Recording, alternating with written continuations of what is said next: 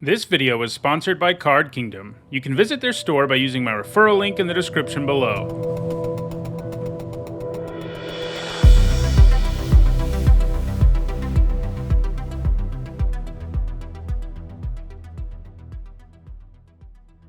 Hi everyone, I'm Nizzanotes, and today is Saturday, and that means it's time for another edition of Nizzanotes. I guess this is the third episode of Nizzanotes, also the third episode that's about Innistrad Midnight Hunt. This is a newer weekly series I do where I do sort of a vlog-style video to talk about some of my feelings about the current limited format. Last week, I took a look at some cards that I felt were overperforming and talked about why. And this week, we're going to look at the opposite. We're going to look at underperformers, cards that I thought would be better, but just haven't been so far in the limited format. I have 5 cards that I want to talk about that they're all commons and uncommons. So, important things to sort of realize. Maybe they're not as good as they look in this format. And we'll also do a crack-a-pack, something I did for the first time last week that I think I'll keep doing to sort of talk about the format, get me talking about various cards and things like that. All right, so underperformers in Midnight Hunt Limited. So the first one I want to talk about is Gale Drifter. So, a 4-mana 3/2 flyer that can also come back as a 5-mana 2/2 flyer in the later part of the game would in a lot of formats be a pretty nice card. But in this one, there's just so much in the way of more efficient, better flyers and better cards with Disturb that you just don't prioritize this very much. Basically, all the other cards with Disturb at common and uncommon are better than this one. They come back from the graveyard a little more efficiently. They have a better front side. And I'm not saying that Gale Drifter's bad, but I thought it would be like a pretty high quality common that you played in basically all your blue decks. And it's more like a card you end up playing. You play it probably more often than you don't, but it's not that great. The efficiency isn't there, and there's just way better options. You basically hope that you find some other better flyers, and usually you just will, because the other ones are all better. Another card I want to talk about, and this one is sort of soul-crushing for me, is Midnight Roost. I love build-arounds. These are always really fun cards to do stuff with, and I like the idea of generating all these birds. I'm also into birds. As you can see, Halloween birds. Birds back there too. Wingspan up there, so I guess it's all over the YouTube channel. So I like birds, and so I also like build-arounds and limited. And this did both of those things, so I was pretty pumped about it. But this is another card that's not terrible. Like, if you really get there on synergy, it's perfectly fine. But I thought it was going to be like a build-around powerhouse engine, like when you really got there. And I just haven't seen that happen for any of my opponents or for me. The fact that they can't block things on the ground is a pretty big deal. One of the things that makes some of these other build-arounds we've seen, like Roost of Drakes and stuff like that, is you add to the board in a meaningful way that once you pass the turn, your opponent has to deal with what you did. And that just doesn't happen with Midnight Roost, because they don't have to worry about these 1/1s being able to block. You can still threaten people with them significantly, and it's not a bad card. If you get there on like 10 cards with Flashback and Disturb, you should play it, but it's also not going to be like the amazing build-around that generates so much value that it always wins you the game. That's just not how it pans out. So the next one I want to look at is Heirloom Mirror. This one has really cool flavor. In fact, it made my MTG Top 10, yesterday's MTG Top 10 on the most flavorful cards in this set. Unfortunately, flavorful doesn't mean good, and I thought this card was going to be quite good. I sort of envisioned this being somewhat slow format where you'd have plenty of time to do your Heirloom Mirror thing, eventually transform it, and then you'd have a pretty formidable creature. But it just turns out that it's a little too slow for the format. This isn't a blistering fast format. I'd say it might be slightly faster than average, but it's not like AFR, which was very fast. But this card is still slow enough that it's mostly just a liability. Like, it's a horrible top deck, which, is obvious. It would be a terrible top deck in most situations because you have to wait so long. But those turns you have to wait and the mana you have to invest and all that stuff just ends up being too slow. And you don't usually get the demon online quickly enough. And unlike the first few cards, which I think you end up playing a decent chunk of the time, I think Heirloom Mirror is pretty close to unplayable. Every time I've had an opponent play it, I beat them. When I've tried to play it, it hasn't gone well. It's just too slow for the format. The next card I want to take a look at is Tavern Ruffian. I thought this would be a nice little common for red decks, one that you pretty much always play, since on one side it's got like sort of reasonable defensive stats, and if you can consistently have it be nighttime, it's super impressive. But like in general, the werewolf deck has been a bit underwhelming. And a card like this is kind of why. I mean, well, it's not actually this card's fault. Like this card would be fine in a lot of formats, but there's just so much removal in this format that makes a creature like this irrelevant, and it dies very easily to almost all of it. And it's everything dies to removal, right? But the floor here just isn't that impressive either, because it will frequently just be a 2/5. And when it's that, you're not really, yeah, there's a risk of removal and it might die for any creature you play. But the risk here doesn't really pay you off in any way. And this just big vanilla creature just doesn't play that well in this limited format. There's things flying all over in the sky and lots of removal that can kill it. And sure, it's efficient if you can keep it nighttime consistently, but it's not that easy to make sure this is just always a 6/5. And it's just been an underwhelming card overall. This is another one where I'm not saying you shouldn't play it, just that it's more of a card that you'll frequently cut, and probably cut a little more than you play, but that's significantly worse than I was sort of expecting at face value here. And the last card I want to look at as an underperformer is Mystic Skull. So, in my review, I knew that the front of this card was terrible. These sort of filter cards are just bad. I mean, they make you use up a card, and then to basically, yes, you get fixing, but you also essentially end up paying one extra mana for whatever you need the fixing for.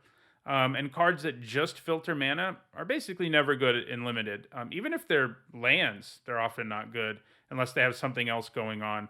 It's just, efficiency is super important. Using your mana efficiently is good. And, if this is your only source of fixing, you shouldn't be splashing anyway. But I thought sort of, this does do more than just fix, is sort of what I thought. In the late game, it turns into a pretty real beater that really fixes your mana. But, basically, I think I weighed too much the idea that this was going to be a large, impressive creature in the late game, and didn't penalize the card enough for being a bad filter rock on the front. And this is a card that I think you should mostly steer clear of playing. There's definitely going to be situations where maybe you're playing, multiple colors, and, this could work out for you okay. But even then, you hope you get like Evolving Wilds a heck of a lot more than you want this Mystic Skull. All right, so those are some common and uncommon underperformers I wanted to talk about. Let's crack a pack now, and I'll talk about, cards in the pack and which one I would pick. All right, so our first common is Gale Drifter, one of the cards we just talked about. Like I said, it's 2 bodies in 1 card, and that seems like it's going to be really good. But not being able to do it efficiently is a big deal. It's harder to sort of, take advantage of sacrifice synergies when it's this efficient, for example. It's not an unplayable card, but basically a card you'll never first pick, or even probably take in the first 7 or 8 picks. Next up, we've got Brimstone Vandal. This thing's solid. I mean, it has decent aggro stats, and it'll ping your opponent throughout the game. And, it's a very real creature, but not really something you want to be taking early at all. Gavany Silversmith, I think this is been a card that has probably overperformed. It, is pretty good. I think a lot of these creatures who come in and put counters on things, they often end up being really nice because they immediately impact the board and they leave some value behind even if they die. And that is a big deal in limited. It ends up not really being a 1-for-1 for your opponent if they kill this creature. And he can put the counter on himself, so you really only need one other creature in play for him to do his thing. And he's really nice in aggressive decks in this format. And right now, that would be the card I would pick, but you kind of hope you don't. But it is one of White's better commons. Next up, it's Larder Zombie. I've come around a little bit on this card. Even once I realized blue-black was a very real, powerful deck in this format, I was still like, do I really want Larder Zombie? Like, is it that good? And the answer is no, it's not that good, but it's also not unplayable, which is kind of where I had it. Its ability to surveil for you can help you find more pieces to sort of take advantage of all of your extra zombie tokens and stuff like that. And it has a decent defensive body and a useful creature type. Next up, it's Shadow Beast Sighting. And right now, I think I would take the Sighting over the Silversmith. It's close between these two, but, the Shadow Beast Sighting is nice because, it makes a 4-mana 4/4 up front, which is a great rate in limited. And then, in the later part of the game, it can generate another token, which is very real. Novice Occultist, this thing fits well into black, white, and blue, black. It's a good thing to sacrifice. It's not that easy to trade with it and generate a 2-for-1 like with some creatures like this. and I don't love that. But it's a solid playable in the right decks. But I would definitely take Shadow Beast Sighting or Silversmith over it. Next up, we've got Startle. Like all the cards that generate 2/2 zombies, these have all been a little better than advertised. In my set review, or my archetype guide more accurately, I said these zombies are basically tacked on for free onto cards that are fairly playable anyway, and that's really turned out to be true, but even more so than I expected. And Startle is a card where if you really use it as an effective combat trick to kill something, you end up way ahead for only 2 mana. Now, you can't always count on that happening because lowering one creature's power is probably not enough to win combat like more than a third of the time. But the fact that the downside is basically prevent 2 damage, make one of these zombies, and draw a card, that's not bad, and it's been a pretty solid playable in blue decks, especially the ones interested in zombie tokens. Our next common is Candle Trap. This card's been a bit of a disappointment. It's still not bad at all. It's a decent removal spell. The problem it has is that there are 2 sacrifice decks in this format, more or less, and being able to just sacrifice things that have Candle Trap on them is kind of a bummer. And in addition to the bummer being that if you play this early, your opponent's still going to be able to block with whatever you put it on, and that can often be really obnoxious. Eventually, it does turn into full-blown removal, though, and that's pretty nice. Right now, I still think I'm on either Shadow Beast Sighting or Gavany Silversmith. Next up, we've got Valderran Stinger. This is a nice one-drop for aggressive decks, especially vampire decks that are interested in damaging the opponent. It's solid in those decks, but not something you want to take remotely early. Next up, we've got Candle Grove Witch. This is a solid 2-drop for aggro decks. Sometimes it has flying, and it's a 2-mana 2/2, and that's nice, but it's not on the same level as Shadow Beast Sighting or Gavany Silversmith. Next up, we've got Turn the Earth. I think this card's mostly unplayable. The idea of sort of hating on your opponent's graveyard or shuffling stuff into your own is nice, but you never get a full card of value out of this, even once you spend 3 mana on it to flash it back. Gaining the life isn't enough. It just doesn't matter that much in this format. And shuffling stuff in doesn't matter either. So it's not an uncommon you really want to see in your pack 1 pick 1 scenario, because basically all the other cards in the pack, literally actually, every other card in the pack right now I would take over Turn the Earth. However, our next 2 uncommons look pretty good. We've got Borrowed Time, which is the Oblivion Ring effect in this format. Kills so many things, does it efficiently. There's not a ton of enchantment hate in the format, like at common and uncommon. There's a little bit, but typically when I've seen Borrowed Time played against me or I've played it, it doesn't seem to get blown up as can happen as often in other formats. And that's where I am right now. Borrowed Time is excellent premium removal, deals with non-lands even, and it's also splashable. So that's definitely upside in a pack 1 pick 1 scenario, because the probability of you playing this card is very high, even if you don't end up in base white. Our next card up is Fangblade Brigand, which is a 4-mana 3/4 werewolf, and it has the ability to pump its power. And on the other side, if it's nighttime, it's a 4/5 with that same ability, but it also has the ability to pump your whole team +2/+0. I've seen this card really generate insane damage out of nowhere. I played with it once, and my opponent clearly didn't realize it was going to transform and the amount of damage it would add, because if they just played a spell on their turn, I wouldn't have been able to kill them. But because they didn't, suddenly I was able to attack and pump my whole board. And it can really decimate a board when it's flipped, and when it's on its human side, it's still a really good card that's very difficult to block. And so Borrowed Time and Fangblade Brigand are definitely on a higher tier than all the commons in this pack. So those are really good. And our rare is Dire Strain Rampage. Not a great rare, not an entirely unplayable one either. Lets you, has sort of 2 uses, basically. One of them is where you use it for fixing and ramp for yourself, and the other is where you use it to blow up a problem, artifact, or enchantment of your opponents.